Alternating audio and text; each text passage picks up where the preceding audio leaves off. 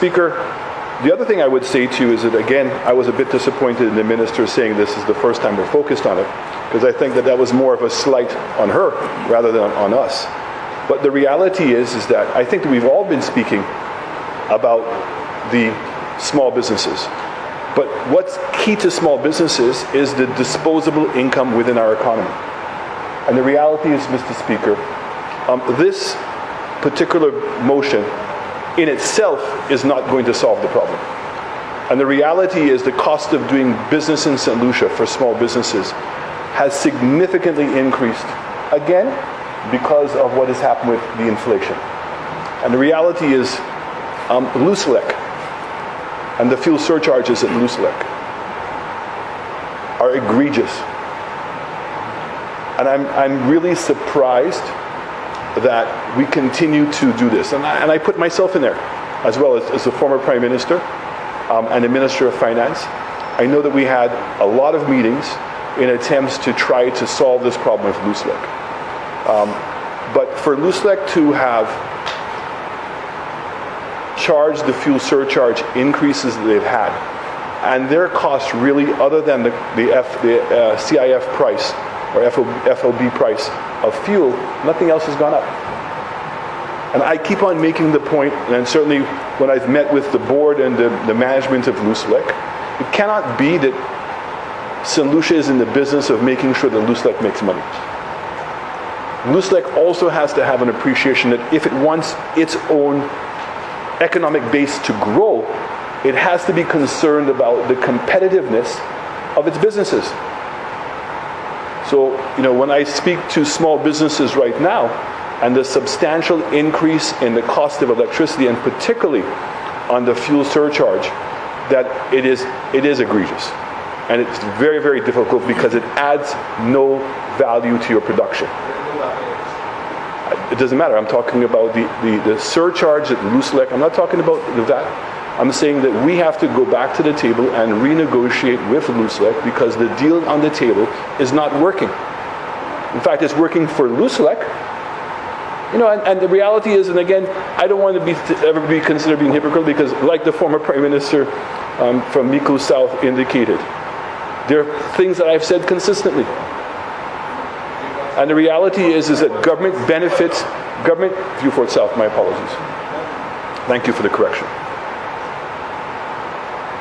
Government benefits from what is going on at Lucelec in the form of shares and dividends.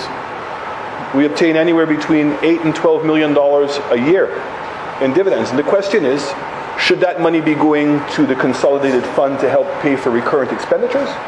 Or is that money that's better used in capital investment or even in terms of subsidizing the cost of electricity to our productive sector? Because the reality is our productive sector is going to struggle to compete on a global basis. And we're going to struggle to provide quality products at a good price if a significant input price is electricity. And the other one is really the end of the day, and I appeal to all members in the House, that there needs to be a focus on growing this economy. And growing that economy is putting monies in people's hands. And the reality is I think that we're falling behind. And in speaking to small businesses, speaking to large businesses, everybody is saying that consumption is down. Now the reality is we can put as much money we want into small businesses, but if the opportunity for them to succeed is not there, it's going to be a difficult track, and they're going to fail. So the reality is, Mr. Speaker, because of what's taking place globally, and I heard the Prime Minister again ridicule the suggestions that we had made. It wasn't about solving, you can't solve the global problem of inflation. That's out of our control. But the reality is what you can do is to soften the blow here. And I keep saying this, Prime Minister, that it's much better for government to subsidize jobs when the majority of the wage is being paid by a private sector person. Because of the lack of a proper social net system in this country, when a person becomes unemployed in this country, it becomes too heavy of a burden for all of us. So the reality is subsidizing electricity prices, reducing the amount that we're collecting on duties coming in, are all better to do in order to make sure that your private sector remains competitive. Because it's in that competitiveness that it remains employed, and once people are employed and they're getting money in their pocket, that's what creates the consumption. So I want to applaud the minister, and I want to also to applaud the former minister as well, because I know he was extremely passionate about developing the resources, and that's a big reason why United Workers' Party was so strong, so adamant on bringing back the Development Bank.